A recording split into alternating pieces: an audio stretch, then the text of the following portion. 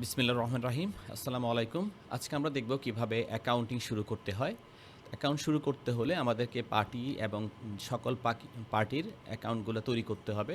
দেন তাদের লেনদেন শুরু করা যাবে। সো অ্যাকাউন্টের পার্টি তৈরি করতে গেলে আমরা অ্যাকাউন্টিংয়ে যে অ্যাকাউন্টগুলো তৈরি করব সেটাকে আমরা ৩ ভাগে ভাগ করব।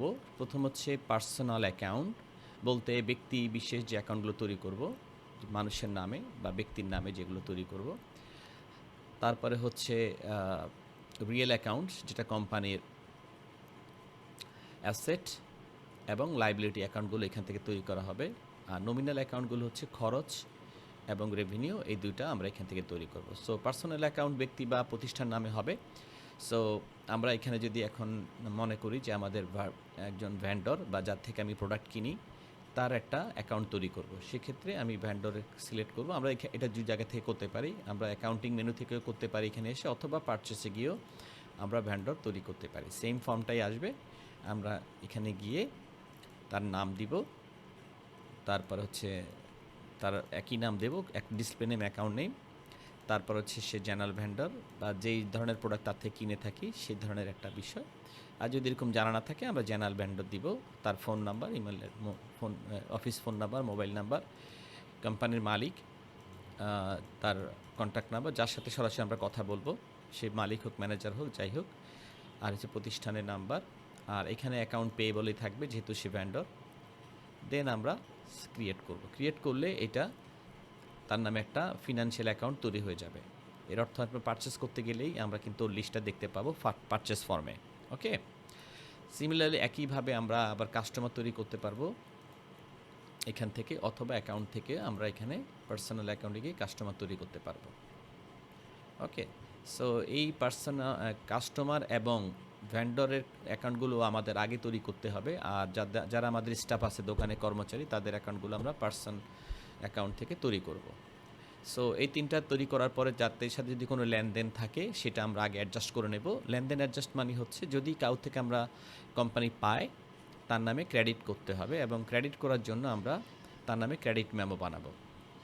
আর যদি কোম্পানি তার থেকে পায় তাহলে তার নামে ডেবিট মেমো করে রাখবো। সো এতে আমি তাদের দেনা পানার হিসাবটা আমরা অ্যাডজাস্ট করে নেব। এরপর লেনদেন শুরু হবে, এবং লেনদেন শুরু হলে আমরা দুইটা ফর্মের মাধ্যমে করব। যেমন কাউ থেকে যদি আমি পেমেন্ট রিসিভ করি তাহলে আমি ক্যাশ পেমেন্ট যাব, সেখান থেকে আমি যদি কাস্টমার থেকে রিসিভ করি কাস্টমার সিলেক্ট করব, এবং কাস্টমার লিস্টটা এখানে পেয়ে যাব, অথবা সার্চ করে খুঁজে নেব। এখানে যেমন 4000-এর মতো কাস্টমার আছে। সো তখন বেশি কাস্টমার হলে অবশ্যই আমাদেরকে সার্চ ফর্মের মাধ্যমে সার্চ করে সিলেক্ট করতে হবে। সিলেক্ট করলেই অটোমেটিক্যালি সেখানে সিলেক্ট হয়ে যাবে, এবং তার লেজারের ব্যালেন্সটাও আমরা দেখতে পাবো। তারপর আমরা এখানে টাকার পরিমাণটা বসাবো, যে টাকা সে আমাকে প্রোভাইড করবে। দেন আমি প্লাস দিয়ে জানলাটা দেখতে পাবো। এটা না ক্লিক করলেও চলবে, জাস্ট টাকার অ্যামাউন্টটা বসিয়ে একটা কমেন্টস বা একটা নোট লিখে সাবমিট করলেই আমি মানি রিসিট তৈরি করা হয়ে যাবে আমাদের, এবং আমরা সেটা প্রিন্ট দিয়ে দিতে পারবো। সো যদি কোনো কাস্টমার বাকিতে প্রোডাক্ট নিয়ে থাকে তাহলে এই বিষয়গুলো হয়ে থাকবে। নর্মালি এই জার্নাল রিসিপ্টটা অটোমেটিকলি সেল থেকে হয়ে যাবে। যদি কাউকে আমি বাকিতে সেল করি, সে যে টাকা দিতে আসে তখনই শুধু এখানে এসে এটা কাজ করতে হবে। ভ্যান্ডরের ক্ষেত্রে আমাদের করতেই হবে, কারণ ভ্যান্ডর থেকে অনেক সময় আমাদের নগদ যেটা নিয়ে আসি সেটা সমস্যা নাই। যদি আমরা বাকিতে প্রোডাক্ট নিয়ে আসি তাহলে তাকে পে করতে হবে। দ্যাটস ওয়াই তখন আমাকে তাকে ক্যাশ পেমেন্ট অপশনে গিয়ে আমাকে এটা ব্যবহার করতে হবে। সেখান থেকে আমাকে ভ্যান্ডরটা সিলেক্ট করতে হবে, ভ্যান্ডরটাকে এখান থেকে খুঁজে নেব সার্চ করে। দেন আমি কোন ক্যাশ থেকে টাকাটা পে করব। ক্যাশে যদি টাকা থাকে ওই যে ক্যাশে টাকা আছে সেই ক্যাশটা আমরা সিলেক্ট করব। ঠিক আছে, সিলেক্ট করে আমি ওই পরিমাণটা বসাবো। এখানে কিন্তু যেগুলো সিলেক্ট করছি এখানে একটা তো ব্যালেন্স দেখা যাচ্ছে না, এর অর্থ সেখানে ব্যালেন্স নাই। আমাদেরকে অবশ্যই আগে ক্যাশ ব্যালেন্স তো রেডি ডিপোজিট করে নিতে হবে। তারপর টাকার অ্যামাউন্টটা বসিয়ে আমরা প্রসেস করে ওকে পেমেন্টটা করে দিলে তার পাওনাটা শোধ হয়ে যাবে। ঠিক আছে, তো এখানে শুধু যে আমি ভ্যান্ডর পেমেন্ট করবো তা না, যে কোনো ধরনের খরচ যদি আমি দিতে চাই তাহলে আমাকে কস্ট সেন্টারে গিয়ে খরচের খাতগুলো দেখতে পাবো। ওই খরচের খাত সিলেক্ট করে করে আমরা নির্দিষ্ট অ্যাকাউন্ট থেকে, ক্যাশ অ্যাকাউন্ট থেকে আমি খরচটা সরাসরি দেখিয়ে দিতে পারবো। ওকে, এবং সাথে একটা কমেন্ট দিয়ে দিব। তাহলে রেগুলার খরচ এবং পেমেন্টটা, যত ধরনের পেমেন্ট আছে আমরা এখানে পার্টি সিলেক্ট করে, ক্যাটাগরি সিলেক্ট করে, সেখান থেকে খাতগুলো সিলেক্ট করে তারপর আমরা খরচটা দেখাবো।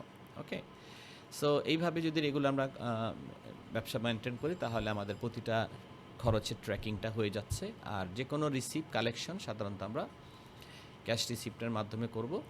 আর কারোর যদি বিল বানাতে চাই, যদি কোম্পানি পায় তাহলে ডেবিট মেমো, আর যদি পার্টি পায় তাহলে ক্রেডিট মেমো করে রাখবো। ঠিক আছে? তো এই হলো বিষয় সহজেই। তারপর হচ্ছে আমরা যদি তাদের জার্নাল দেখতে চাই, ব্যালেন্স দেখতে চাই বা তাদের অ্যাকাউন্টগুলো দেখতে চাই, তাহলে আমরা এখানে সাব লেজার গিয়ে ভিউ সাব লেজার ট্রানজ্যাকশনটা সিলেক্ট করব। সেখান থেকে আমি আমার সিমিলারলি পার্টি সিলেক্ট করব। সাপোজ আমি এখন দেখতে চাচ্ছি ভ্যান্ডরদের লিস্ট। সো আমি ভ্যান্ডর সিলেক্ট করতে চাই অল। এখানে সব ভ্যান্ডরের আমি ক্যাটাগরি দেখতে পাচ্ছি এবং ওদের ব্যালেন্সের ওপেনিং ব্যালেন্স, পিরিয়ড টোটাল এবং হচ্ছে ক্লোজ ব্যালেন্স। এখানে ওপেনিং ব্যালেন্স হচ্ছে যে আমি আজকের দিনের ওপেনিং ব্যালেন্স। আমি যদি এটা ডেটটা আরও 1 মাস আগে পিছিয়ে দিই তাহলে বোঝা যাবে এই 1 তারিখে সেপ্টেম্বরের ওপেনিং ব্যালেন্স এটা হবে।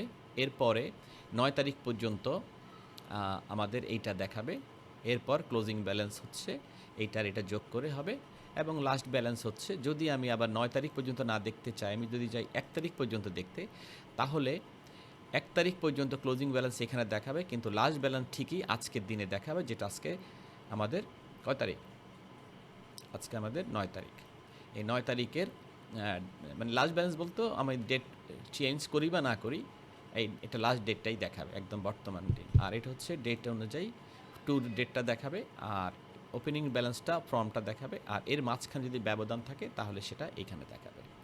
সো এইভাবে আমরা প্রত্যেকটা পার্টির প্রত্যেকটা খরচের ইনকামের লিস্টগুলো দেখতে পাবো। এবং আমরা যখন এখান থেকে এটা সিলেক্ট করে যখন আমরা অল সিলেক্ট করব তাহলে সেই খাতগুলো সব দেখে। বা যদি আমি এটা না সিলেক্ট করে এখান থেকে ক্যাটাগরি সিলেক্ট করি, কোন ডিপার্টমেন্টের খরচ বা কোনো গ্রুপের খরচ দেখতে চাই, তাহলে এটা সর্ট আউট হয়ে যাবে। এরপর আমরা খরচের লিস্টগুলো এখান থেকে দেখতে পাবো। ওকে, কোন খাতে কত টাকা খরচ হয়েছে। এবং এটা যদি ডিটেলস দেখতে চাই পুরো লেজার কিভাবে এই সামারিটা হলো, সেক্ষেত্রে আমরা রাইট ক্লিক করে ভিউ ডিটেলস দেখলে একদম ফুল হিস্ট্রি চলে আসবে, যতটুকু আমি দেখতে পারি। যে পর্যন্ত আমি দেখতে চাই কিভাবে খরচ হয়েছিল, কিভাবে কি হয়েছিল, পুরো লাস্ট ব্যালেন্সটা হয়েছে সেটা আমরা একদম পুরো ড্রিল ডাউন করে দেখতে পাচ্ছি। ঠিক আছে? তাহলে আমরা দেখতে পেলাম যে কিভাবে আমরা অ্যাকাউন্টিংটা মেনটেন করব। আপাতত এগুলো আমরা প্র্যাকটিস করে থাকি, এরপরে কাজে আমরা শিখব। সো যেই পর্যন্ত ভিডিওগুলো দেওয়া হয়েছে সেগুলো আমি কয়েকবার রিপিট করে আমরা একবার টেস্ট করে ওকে হলে আমরা ব্যবসা শুরু করতে পারবো। ওকে, আসসালামু আলাইকুম।